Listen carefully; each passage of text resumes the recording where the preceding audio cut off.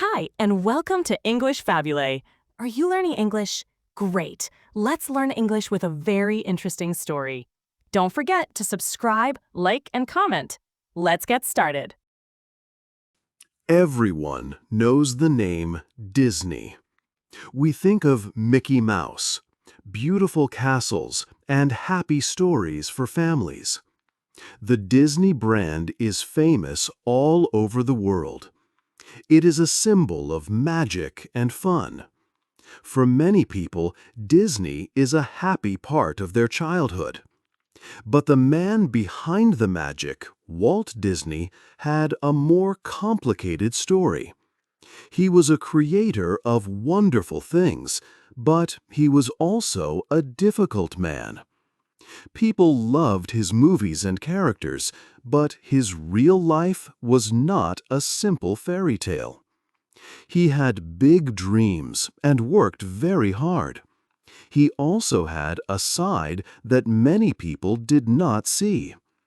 This is the story of the two sides of Walt Disney. Walter Elias Disney was born in Chicago in 1901. He did not grow up with a lot of money. His family moved a lot, and he lived on a farm in Missouri when he was a boy. He loved to draw and tell stories. From this simple start, he built a company that became famous everywhere. He created a global empire of entertainment. This story will explore his amazing journey. We will look at his life, from a young boy to the powerful head of a studio. We will learn about his new ideas that changed movies forever. We will also look at the difficult parts of his life and his personality. We will see the ambition, the new ideas, and the problems. This is the real story of the man who created a magic kingdom. 2. The early years. Walter Elias Disney's story began far from the magic of Hollywood. When Walt was 4 years old, his family moved from Chicago to a small farm in Marceline, Missouri. He later said these were the happiest years of his childhood. He loved the farm animals and the small town with its friendly people. Many years later, these happy memories of a simple, idealized life gave him the idea for Main Street, USA, in his famous theme parks. Even as a young boy, Walt was creative and had a business mind. He loved to draw and sold his first pictures to neighbors for extra money. His family moved often, which taught him how to adapt to new situations. When they moved to Kansas City, his real journey into entertainment began. He got his first job at an art studio. There, he met a quiet but brilliant artist named Ub Iwerks. Ub became Walt's best friend and his most important partner for many years. Together, they tried to start their first company, but it failed within a few months. Walt did not stop dreaming. In 1922, when he was only 21, he started a new company called Laugh-O-Gram Films. He hired other young animators who shared his passion. They worked together in a small office, creating short animated films based on popular fairy tales. For a short time, it felt like Walt was finally successful. The studio was full of energy and exciting new ideas for the future of entertainment. But this dream also ended badly. Walt learned his first hard lesson about the world of business. The film distributors that promised to show his cartoons did not pay him. Soon, the company's money was gone, and Laugh-O-Gram was bankrupt. Walt was so poor that he had to sleep in his office and eat cheap food like beans. It was a difficult and painful time for the young filmmaker. This failure was a hard lesson in business and trust, but it was not the end of his story. 3. A famous mouse.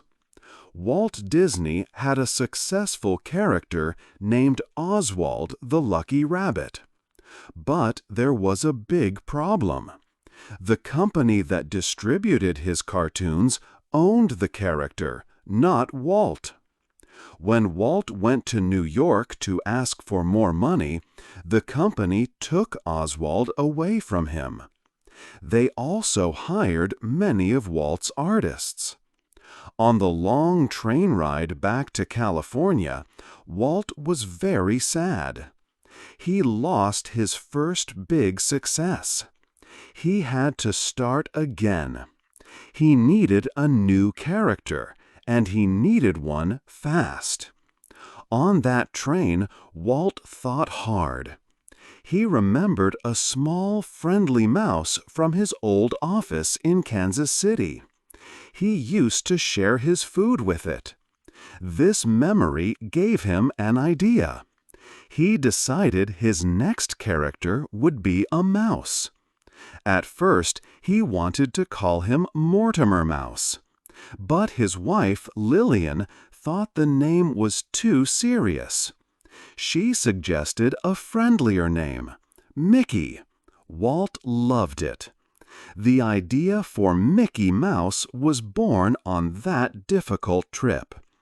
When Walt got back to Hollywood, he had very few artists left. But his best friend, Ub Iwerks, was still with him. Ub was a brilliant animator. Walt told Ub his idea for the mouse character. Together, they secretly started to work. Ub drew the pictures, and Walt created Mickey's cheerful and funny personality. They worked quickly to create their new star. They made 2 silent cartoons with Mickey, but they could not find a distributor for them. Walt knew he needed something new and different to get attention. His idea was sound. Most cartoons were silent at that time. He decided to make a cartoon where the music and sound effects matched the animation perfectly. This was called synchronized sound. They created a new cartoon, Steamboat Willie. It was a big risk and cost a lot of money. Walt even had to sell his car to finish it. Steamboat Willie came out in a New York theater in 1928. Audiences were amazed. They never saw a cartoon with sound like that before. Mickey Mouse became a star overnight. People all over the world loved the little mouse. The success of Steamboat Willie saved the company. It was the real beginning of the Disney studio in Hollywood and made Walt Disney a famous name. 4. Making movie history. The 1930s was a golden time for Walt Disney and his studio. The success of Mickey Mouse gave the company money and a famous name. But Walt did not want to make only short cartoons. He wanted to use the money to do something new and amazing. He wanted to change movies forever. First, his studio invented a special new camera. It was called the multiplane camera. This machine was very big and tall. It helped the artists make their cartoons look more real. The camera used many pieces of glass, one on top of another. Artists painted different parts of a scene on each piece of glass. For example, they painted trees on one piece and a character on another. When the camera filmed through the glass, it created depth. It made the flat drawings look three-dimensional. This new technology was first used in a short film called The Old Mill in 1937. Audiences were amazed by how real it looked. Next, Walt had his biggest and most dangerous idea.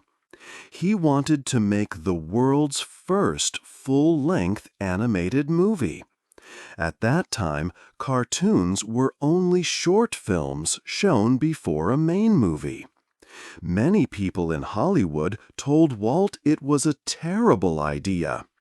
They said no one would pay to watch a cartoon for 90 minutes. They called the project Disney's Folly. But Walt believed in his idea.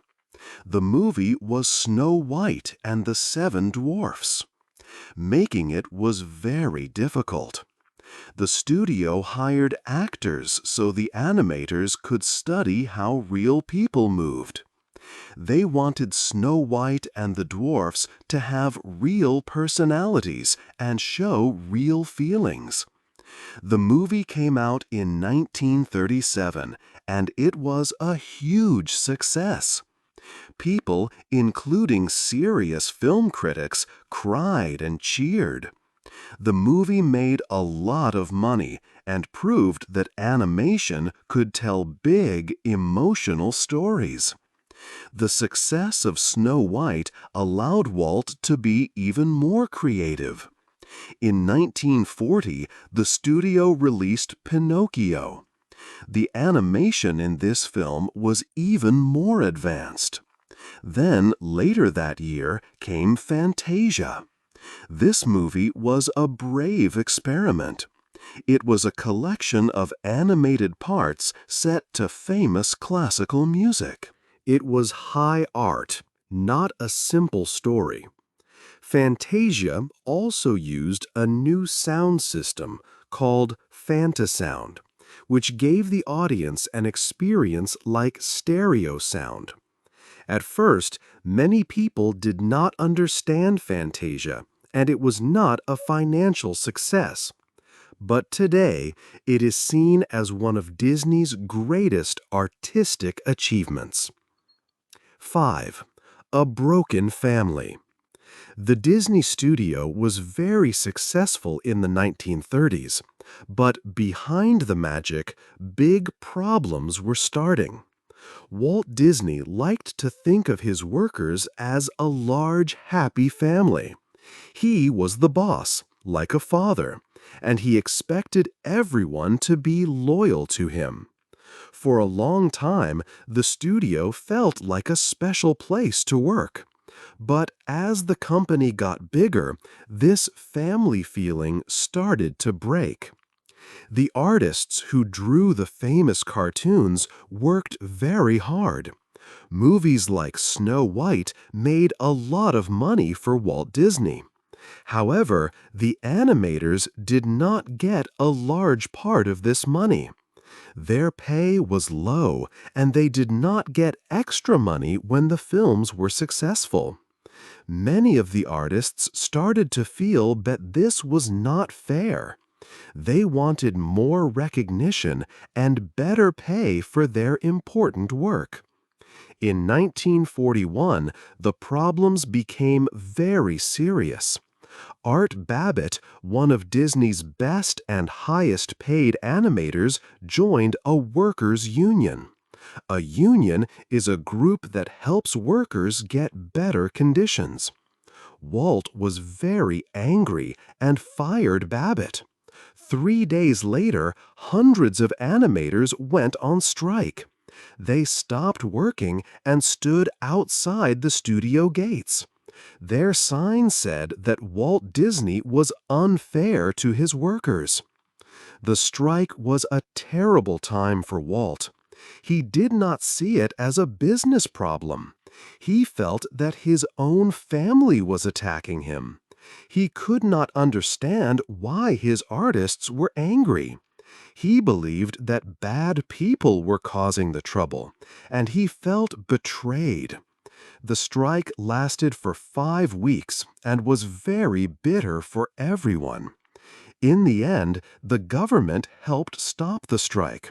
The animators won. They got better pay, and the company had to accept the union.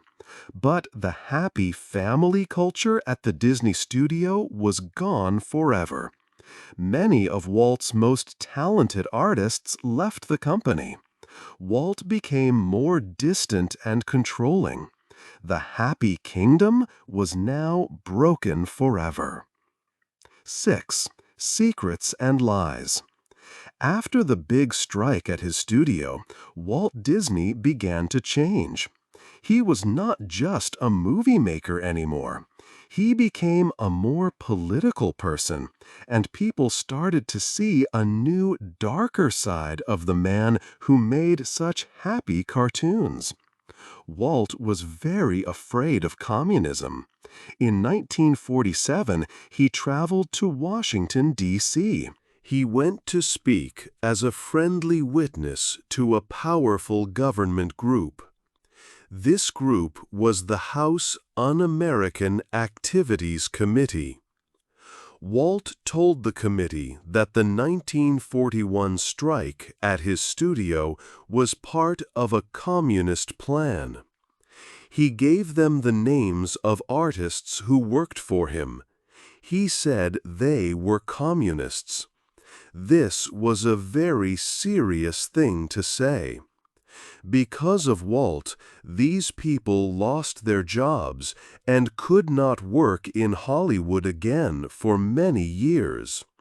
Walt also had a bigger secret. From 1940 until he died, he was a secret informant for the FBI. He met with FBI agents and gave them information about people in Hollywood he thought were communists. It was a secret agreement. In return, the FBI sometimes helped Walt. For example, they let him use their offices to film and gave him ideas for his TV shows. There were other serious problems, too. People started to say that Walt Disney was prejudiced. He joined a political group in Hollywood that many people believed was anti-Semitic, meaning it was against Jewish people. Some people who worked with Walt said he made prejudiced comments in private. But other Jewish workers and business partners said he was always fair to them. This problem also appeared in some of his famous films. For example, in the movie Dumbo, a group of crows act and talk in a way that was a harmful stereotype of African Americans. His 1946 movie, Song of the South, showed a happy and simple life for black people on old Southern farms. This presentation was not true to the real, terrible history of slavery. These secrets and lies created a very different picture of Walt Disney. The man behind the Magic Kingdom had a complicated and sometimes dark private life that was hidden from the world. 7. A Real Magic Kingdom.